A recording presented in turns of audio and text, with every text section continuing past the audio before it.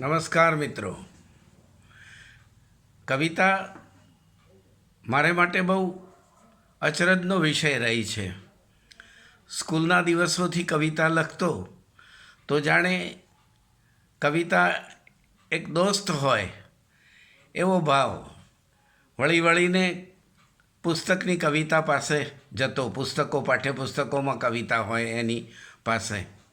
આજે પણ એ કવિતા મારા માટે વિસ્મયનો વિષય છે. કવિતા એમ કંઈ આપણને વશ વર્તી નથી.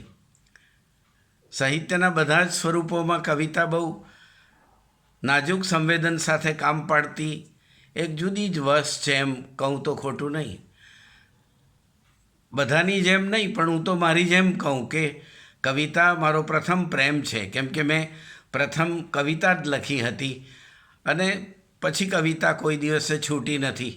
ઓછી વધતી લખાઈ હશે અને આજે પણ વાર્તા લખવાની બંધ થઈ ગઈ છે. નવલકથા નથી લખાતી, વિવેચન લખવાનું મન નથી ને નિબંધ ઓછો લખાય છે. પણ આજે પણ કવિતા મારી સાથે છે.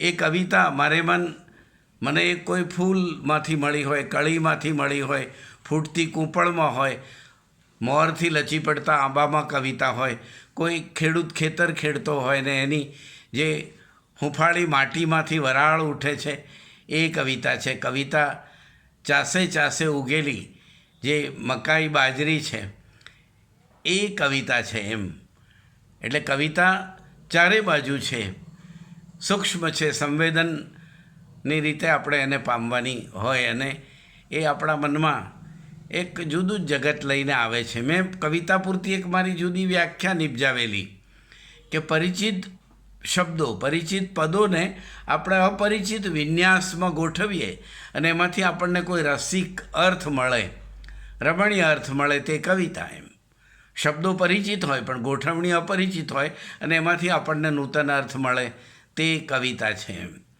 એટલે હું ઘણી વખતે એ જોઉં છું કે સવારના ઝાકળમાં સૂર્ય રમતો હોય અને એ બંનેનું જે મિલન છે એ થોડી ક્ષણોનું હશે, તો કવિતા સાથેનું, કવિ અને કવિતાનું મિલન પણ આવું જ હોય છે. એ અંદરથી ઝળહળી ઉઠે છે ને બંને એકબીજા વડે શોભી ઉઠે છે. એમ કવિ હોવું એ ઓછા ગૌરવની વાત નથી. કોઈ એના સર્જનહારે આપણામાં થોડીક પ્રતિભા મૂકી હોય, એ પ્રતિભાને આપણે વ્યુત્પત્તિથી ઘડીએ અને એ રીતે આગળ અભ્યાસ કરીએ, શાસ્ત્રોનો લખતા જઈએ અને કવિ બનતા જઈએ, લખતા જઈએ અને બીજાનું સાંભળતા જઈએ અને સમજતા જઈએ અને કવિતા થઈ શકે. પણ કવિતા મારા માટે લાગણીનો બહુ વિષય રહ્યો, નજીકની લાગણીનો. જેમ કે બાળપણમાં બા ગુમાવી તો પછી હાઈસ્કૂલમાં ભણતો અને જનનીની જોડ સખી નહીં જડે રે લોલ અથવા ઇન્દુલાલ ગાંધીનું કાવ્ય હોય આંધળીમાંનો કાગળ, તો એ મેં ભણાવ્યું પણ છે અને હું ભણ્યો પણ છું. તો એ દરેક વખતે મારી આંખ ભીની થઈ જાય છે. એટલે કવિતા મારી ભીતર છે. એટલે મેં કવિતા વિશે લખ્યું કે રોટલા ઘડતી મારી બાના હાથ તે કવિતા, અને તવીમાં શેકાતા, ચૂલા ઉપર મૂકેલા લોઢિયામાં શેકાતા ગરમ ગરમ રોટલાની વાસ, સુવાસ, તે મારી કવિતા.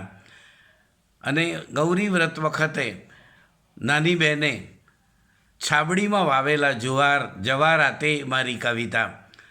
મારી કવિતા એટલે પહેલા વરસાદ પછી વાડે વાડે કંકોડા વીણતી કોઈ નમાઈ છોકરી મારી કવિતા, એમ મેં કહ્યું. એમ એટલે કવિતાના તો આવા જૂજવા રૂપ છે. એ હંમેશા પીડા વગર આવતી નથી.